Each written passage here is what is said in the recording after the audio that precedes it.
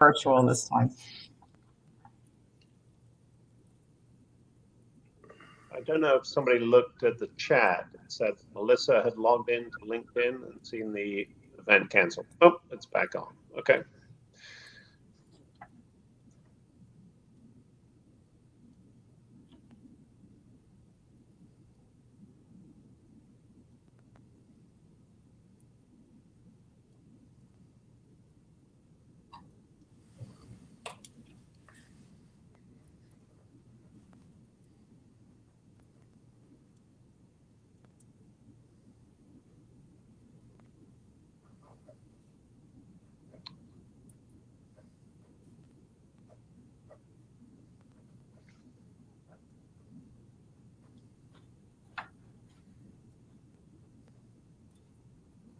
Hello.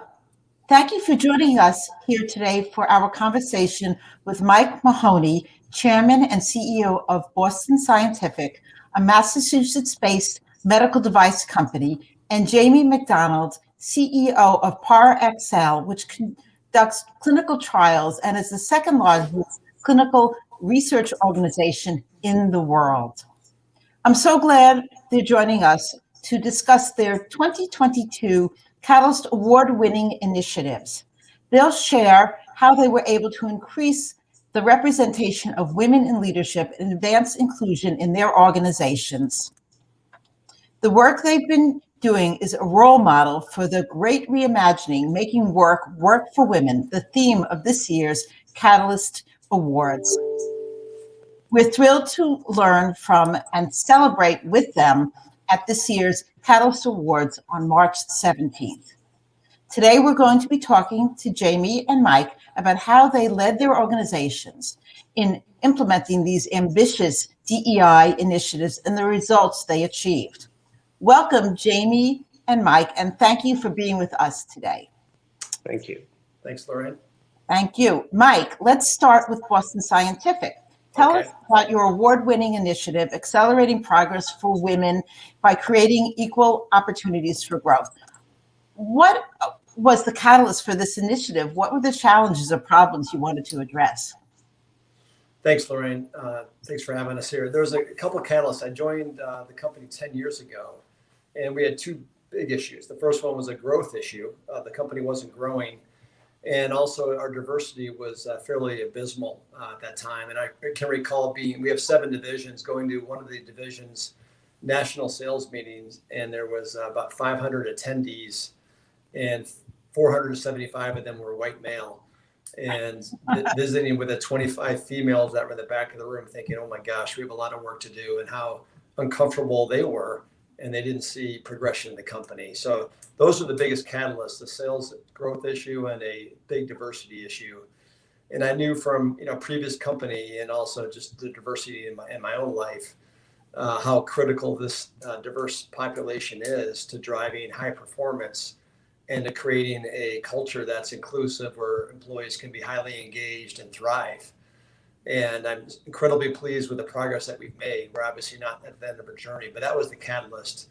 And since then, we have really, once you build momentum in that area, it's amazing how our women leaders can attract excellent talent, and it just begins to mushroom. But we had a lot of initiatives to put all this in place, but that was the catalyst: poor performance and poor representation and poor financial results. And I'm really pleased. You're certainly I hear the pride and passion around this. Could you just briefly highlight a couple of the key parts of that initiative that you were excited about? Well, in the very beginning, it was just educating our leaders how critical this is. And then we built a lot of building blocks in place, everything from creating employee resource groups, where we have over 12 employee resource groups, with our Women's Network being the largest one. And now that being global. So really putting those in place and having women leaders and men sponsors help with that, to creating diverse slates in every key opening that we have. Also encouraging our women to maybe sometimes perceived as taking career risk, to actually applying for jobs that they were qualified for, but they weren't because they didn't feel like they were completely qualified. So encouraging our women employees to take risk. And also, it just has to be a commitment that you truly believe in. It's not something that's an initiative of the day. It takes time. There's a lot of unconscious bias involved. So it's executive support, executive sponsorship, bringing it up routinely, and then showing how this diversity in our employee base leads to greater innovation, stronger financial results, better ideas, more inclusivity. So we put a lot of those building blocks in place. Well, thank you. That's great. And Jamie, at Parexel, your initiative is called Leveraging Gender Partnerships to Advance Women in Leadership. Can you also tell us more about what that was all about, what the Catalyst is, what you were trying to accomplish? Yes, thanks, Lorraine. Similar story to Mike, really, although I'm in the fortunate position I inherited this when there was a lot of good work that had already been done. This dates back to about 2013. And you have to remember, Parexel is a global workforce. About 65% of our working population are women, but we were hugely underrepresented at the leadership level, particularly the VP level and above. That was pretty noticeable even when I joined the organization in 2018. The interesting thing for us is women in the organization really spoke up and said, this is not representative of our population. How do we make sure people break into those senior ranks, that we have the right role models? We're giving people training and opportunity. And that really drove the Women in Leadership program that we've been running really every year since then. A dedicated diversity, equity, and inclusion department with leadership, sponsorship, and funding, and then really authentic support across the organization, not just from senior women leaders, but across the organization. And I'm pleased to say we're now in a position that we have a majority women board of directors, including our chairperson. So we're in a great position, but still a lot of work to be done. Well, our teams, those of you who out there who are familiar with the Catalyst Awards, we send a team out to really do a thorough review. It's very complete, and they were really impressed with what you've accomplished. And, it really shows in your representation numbers at different levels. You talked about the board all through it. I mean, the progress you both made on representation is amazing. So, Mike, starting with you, what are you really most proud of in terms of the impact that you accomplished from this initiative? Well, I'll just tell you a quick personal story, then I'll talk about some of the numbers. I was at that same sales meeting literally 2 days ago. And now that group is about 40%. Now that's about maybe 800 person sales organization with over 300 women. So almost 40%. And so I just was super proud. Just one example of A division. And I'm proud of the leaders that we moved across the company.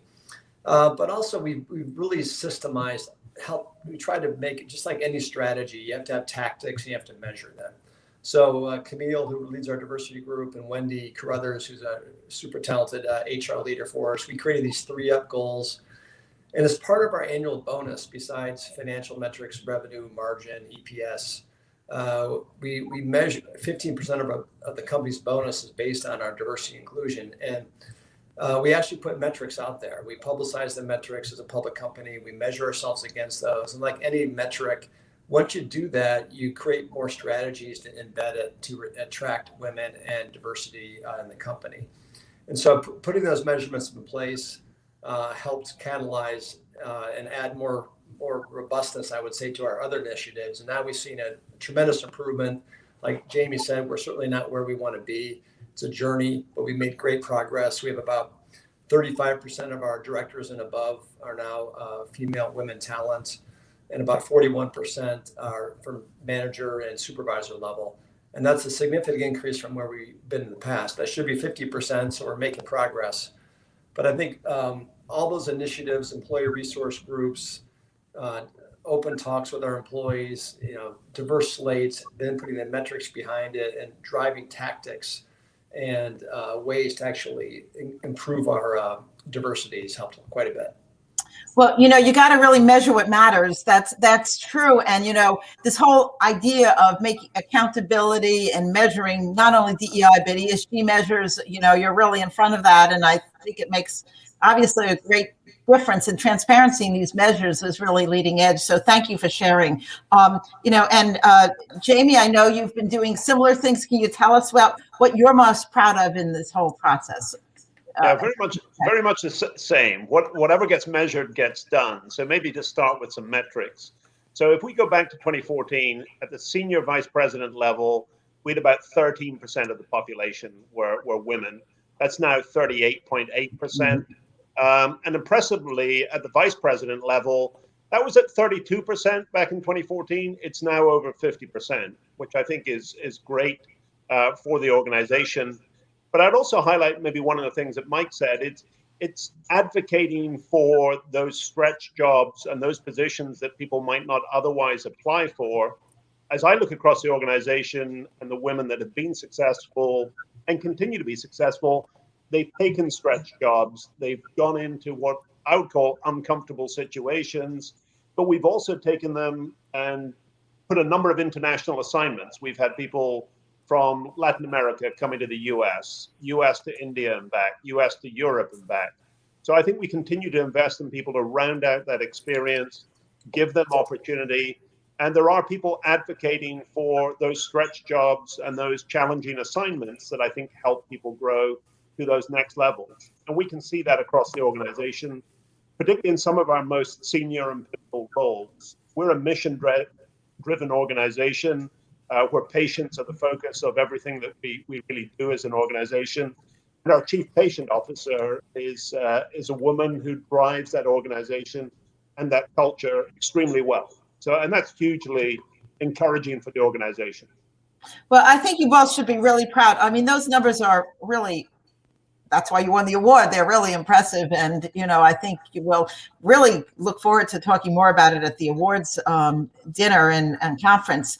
And before we continue, I want to remind our audience that I'm here with Boston Scientific Chairman and CEO Mike Mahoney and Parexel CEO Jamie Macdonald, and we're talking about their Catalyst award-winning initiatives to reimagine DEI priorities. Now, let's go to you, Jamie, again and say, what were the key challenges that you really had in the process of implementing these initiatives, and how did you address them? Good question. I think in all change, I think culture is important. I think there were cultural barriers in the organization that needed overcome. And we forced some of that change as an organization, but also getting people bought in. I think Mike mentioned himself. It's about educating and training people about the importance of having diversity of not just experience, but background and education. And and that's certainly driven the organization really pretty well over the last 3 or 4 years. We now have the role models. So people can look in the organization, they can look at the leadership level or the board of directors and see people that they can aspire to. And I think that's been a big part of the change. We've worked with Catalyst as well, and we've had great support from your organization in areas like men advocating real change. I think has been a key initiative for us. And so it's embraced across the organization. It's not just women promoting women and advocating for women. It's really the whole organization participating so that we build the great leadership that we need to compete. We need to do great work for our customers. We need to do great work for patients. And to do that, we need the right people in the right roles. And I think we've seen the benefit in the organization, how we've grown, and how we serve our customers and ultimately serve our patients. Well, thank you for that. I'm really glad to hear about your investment in MARC, which is our gender allyship program, and it's been very successful, and it's good to hear that. What is, just as a follow-up, what is your vision for Parexel in terms of the future DEI priorities? Yeah, it's an ongoing, it's a journey, not a destination. I think this is a great milestone on the way. But I think we continue to get feedback in the organization where they want to see further change. And it's, yes, gender, but I think it's more broadly across DE&I. And how do we allow people to bring their true, authentic, and best self to work every day and feel comfortable about the environment they work in, but also stimulated by the opportunities that the organization gives them, and the fact that they can stay and build a career within Parexel, I think keeps everybody very enthusiastic. I think an area that we still all have challenges, and I think, over the last couple of years, this has become more apparent, is really looking at the intersectionality of race, gender, and ethnicity, and really looking at the nuances. And you both run global organizations, so I think that's definitely a big challenge. Finally, I'd like to ask both of you, and starting with Mike, what advice would you give to other leaders who are trying to build a more inclusive organization? Maybe share your thinking. Mike, you want to start with you? Yeah, I do think there's lots of metrics, things we can talk about. You have to just, in your heart, know it's important and know it's the right thing to do. Because in this workplace environment today, it's all about great talent, developing talent to maximize performance. And you just have to believe and know that having a diverse employee base that's inclusive is really a critical element of that. So I think it's not something you can fake. You have to really believe in it, because it's an ongoing process. It's not just the initiative of the day. So one, I think leaders have to really embrace it. They can't just kind of push it over to HR. It has to be a part of who you are as a leader and your leadership team, because a few leaders can kind of damage things. So you really have to believe in it, first of all. Secondly, you may start in different areas. We were very low in women, and we didn't have LGBTQ resource groups. And so it's wherever you are, just start improving, whether it be putting metrics in place, creating diverse slates. And so wherever you are, and then what we try to do is constantly, we have these new 3-up goals. So we've achieved what we wanted to do in 2020. Now we set the bar higher.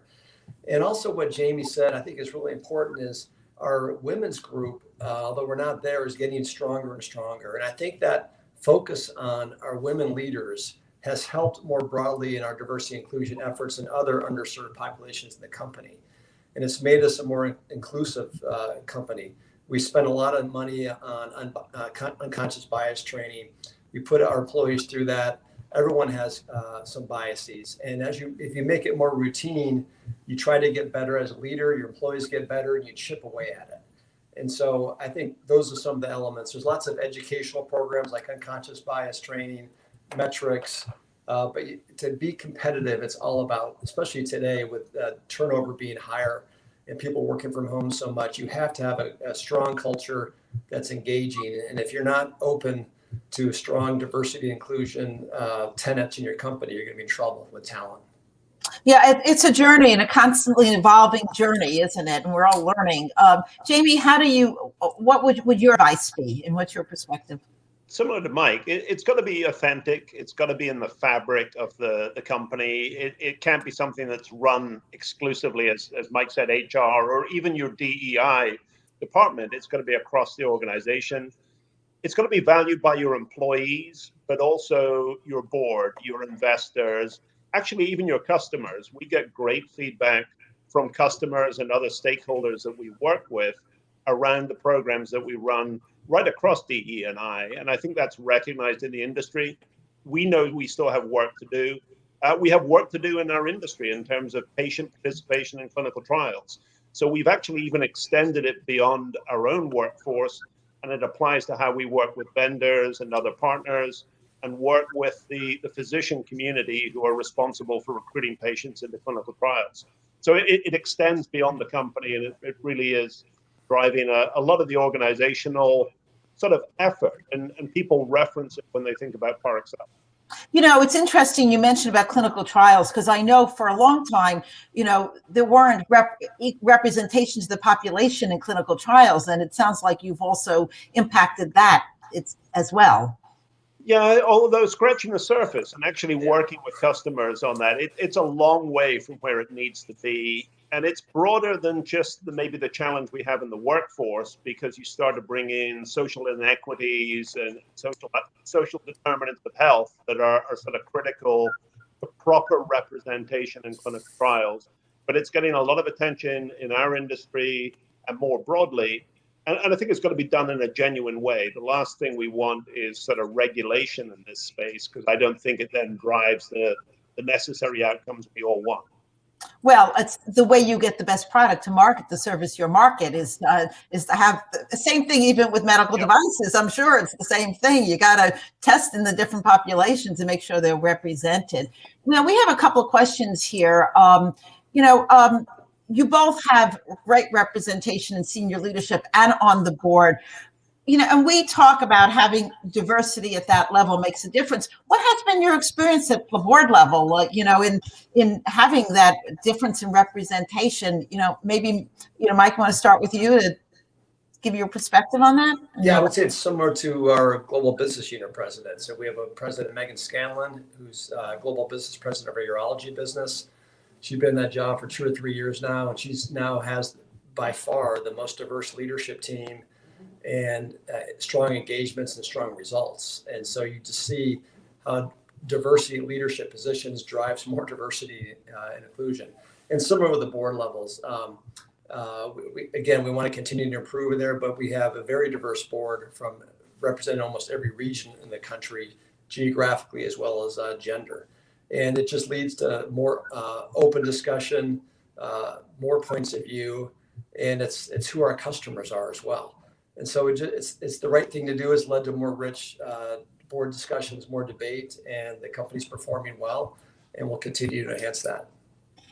Thank you. And Jamie, we were talking, in the beginning about the fact that you've got Sherry McCoy, you've got a woman chair, you've got over 50% representation on your board. What motivated you to do that, and how has it worked out in terms of board dynamics? It was about finding the right talent. I think it actually ended up being, it was partly conscious, but I think part of it was just finding people the right experience, who knows our industry, who knows healthcare, technology, innovation, who brings good governance to the way that we think and run the business. And the best candidates happen to be women for the majority of those roles. Well, that's great to hear. So we have a question from our audience that says, they would like to know, what are some of the key metrics that you are tracking? Mike, I know you tracked and you actually published, so can you tell us what those metrics are?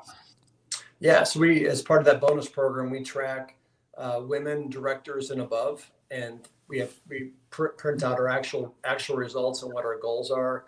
We publish our supervisor and manager above women results, which is about 41% as we closed out 21. And then we also track multicultural director and above and multicultural supervisor and above. And beyond that, there's some stuff we don't publish is, the engagement surveys that we do. Each leader has those, the 360 surveys and Spark surveys and all that other rich information that helps us become better. That isn't shared, but it's very helpful coaching for all of our leaders. Thank you. And Jamie, you have thoughts on this? Pretty similar. So we go from director and above to VP level and SVP level. I think I referenced some of those pretty impressive metrics. It's beyond that. It's also making sure that as new roles come up, that we, as Mike talked about, you've got the right diverse slate, that you're getting the right candidates. And then even the people that are interviewing for those roles, do you have the right representation in the interview panel as well? And I think it becomes self-sustaining once you get to that level.